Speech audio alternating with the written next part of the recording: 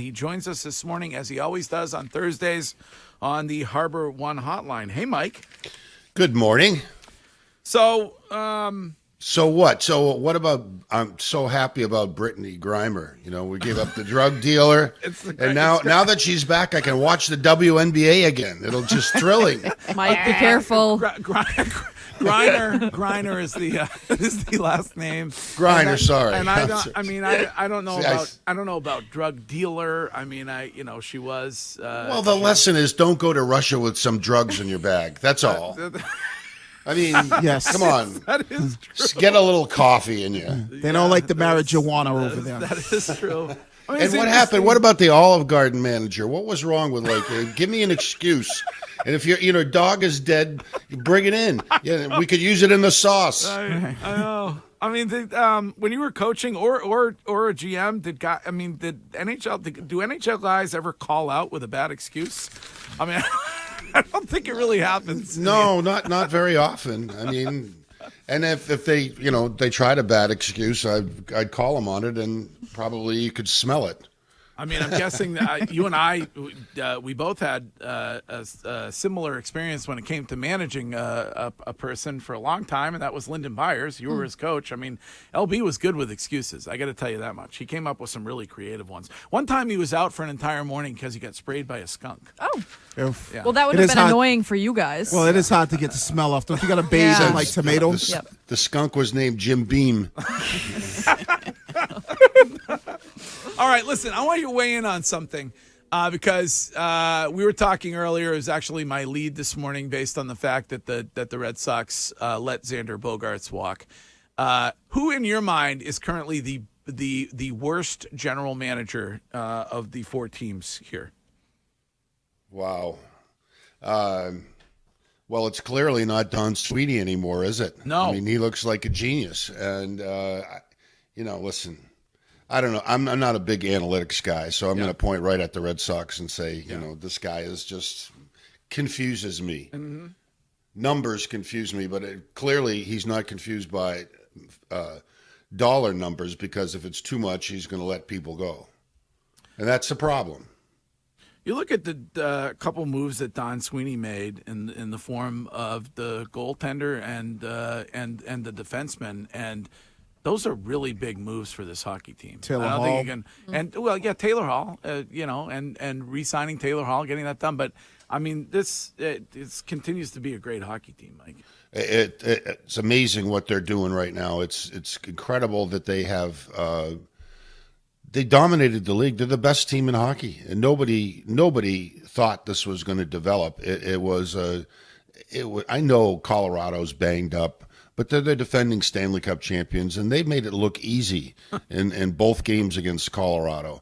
I don't know who's close. I haven't seen New Jersey enough, and I know they're having a hell of a run, but there isn't anybody that the Bruins have faced that has put up as much resistance. I mean, even the blip against Las Vegas was unusual. The Bruins came back from 3 down, tied it up. I mean, they were a little sleepy, don't know why, coming out of the gate, but they have no obstacle that they can't face and conquer. It's was that you yesterday or the day before we were saying your only concern, Wiggy, is that they can be slow to start in these games sometimes? Scheim said that. Oh, Scheim said that, yeah. Who cares what Scheim says? Thank you, Mike. And who cares if they're slow to start if they can come back? I think that was their problem last season. I think in the right circumstances in the playoffs, that won't be an issue. I think there's enough really good leadership on that team to say, okay, listen, we got to come out of the gate. We got to be ready to play, and I think they will. I think that's just something. I mean, for a while they had bad second periods. But last night wasn't a bad second period. I mean, they'll take issues and just sort of beat them down. But right now, I'm scratching my head. But it's fun for them to be part of. It's fun for us to watch it, and I don't see anything besides injury problems to get in the way. We don't know what kind of conversations are going on, but in your mind, is there a danger that you end up with a Bogaerts-like situation when it comes to David Pastrnak if you don't get a deal done with him now or soon? I don't know what's happening there. I mean, if I were him, I would certainly play it out to the point where I could get as much as I could, and I'd want to know. I'd want to know who's going to be my centerman. I mean, this team could lose Bergeron and Krejci at the end of the year, and then you've got a third line center in Charlie Coyle, and Thomas Nosek can't find the net unless he's hit over the head with it. I mean, he can't distribute pucks. Who's going to give him the puck? I mean, I would hold out for maximum dollars and some information about what my future looks like, because the money's great and he's going to be paid extremely well, but the chance to win, the chance to play with a quality centerman is going to be important to Pastrnak, and I think that's got to be part of the equation. What's that number in your mind for him right now? It's north of 11. It keeps on getting higher, and if the Bruins think they can get around that, they're nuts, because there's going to be a team out there that will pay him, and they won't be able to do anything about it. I don't know why they're flirting with a major problem, and it could easily develop, especially if they, imagine this team goes to the Stanley Cup Finals or he wins the Stanley Cup, and Pasternak's a big part of it. He can write his own check, and he can write his own destination with a quality centerman that he would want to play with and want to play with and have some fun with. Seems like he's taking a page out of the Aaron Judge playbook and saying, I'm betting on myself. Now, Mike, this you kind of had mentioned Krejci and Bergeron. And I've kind of asked this question a few times. I don't know if I've ever asked you, but the success that they are having, this team, and the way that they're playing, and the way it seems like these guys are rejuvenated with the new coach, is there any chance, because Bergeron is still young in the sense of hockey world, you look at Ovechkin, who's 37, Krejci's still young. Is there any chance that the performance that they're having maybe makes them think, oh, why not come back and do it again, even if they don't win a Stanley Cup, because they are playing so well? Yeah, when you're on a roll and you're winning, it's fun, and isn't that what life should be about? Let's have some fun. Let's do some things that are interesting and gratifying, and by the way, also make us a lot of money. In Krejci and Bergeron's case, not as much as they probably should be getting paid, but it's still fun, and they don't have to worry about their financial futures.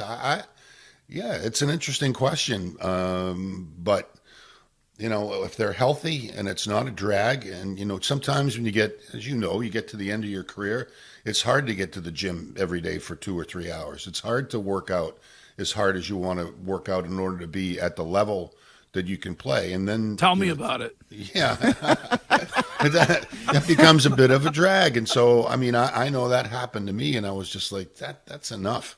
That's enough. But these guys, are coming back to a level that is somewhat unprecedented, even for this team, and it looks to me like they could consider that. But I'm not going to bet on it, and money could be a problem, because they really did take huge hometown discounts to make this work for themselves and for the team.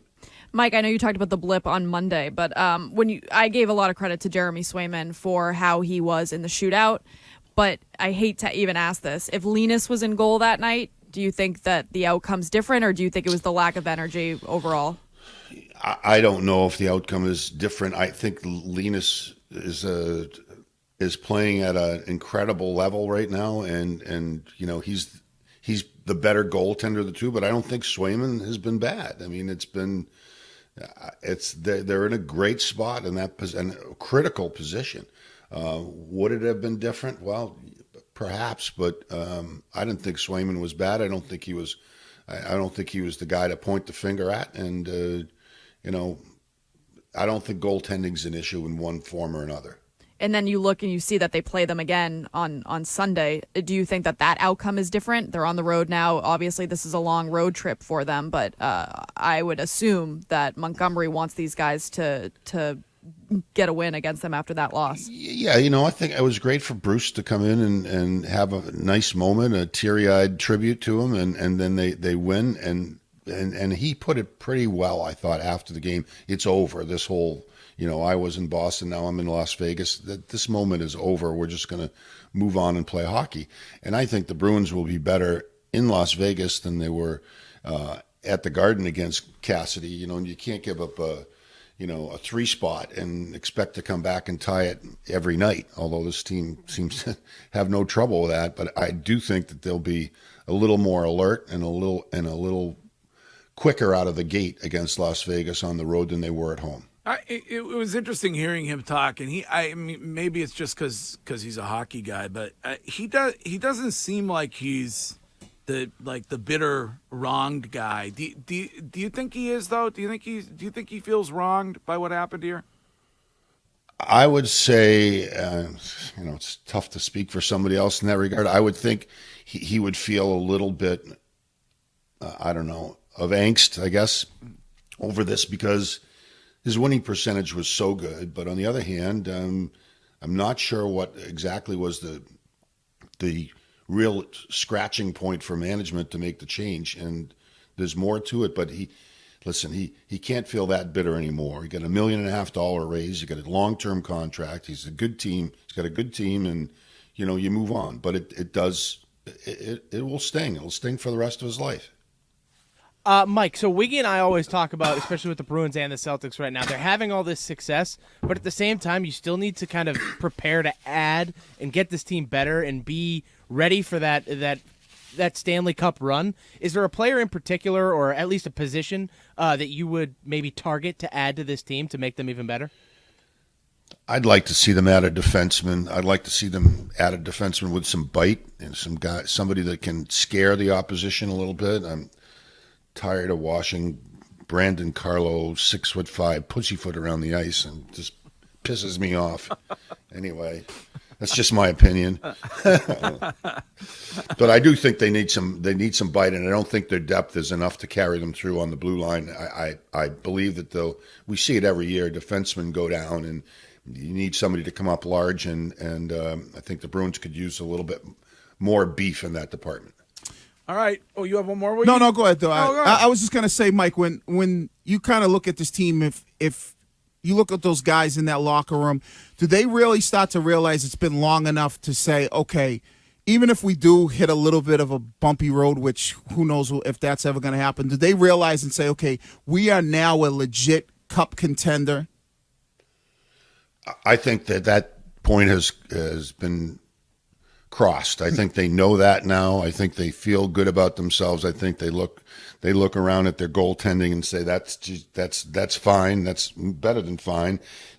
All of a sudden, Lindholm looks like whatever great defenseman in the league. He's the Norris Trophy, if not leader. He's certainly in the top 3. He's got to be the way he's played, and their offense has been so balanced.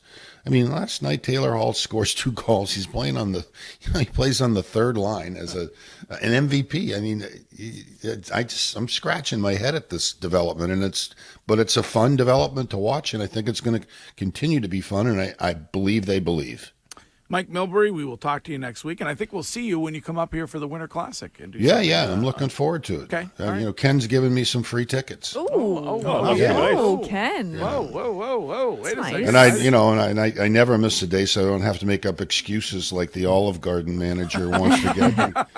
Got to keep a high-profile guest, feeling good. Yes. Him and Boomer. Yes, Ken. Hey, by the way, Boomer, there was a great article, Courtney. I don't know if you get the BC magazine, but there's a great article on Boomer's kid who's had MS and is dealing with it and is fighting like a son of a gun. It's heartwarming. And next time Boomer's on, tell him I said he should be damn proud of what's happening with his son. We will do it. All right, Mike Milbury, thank you very much.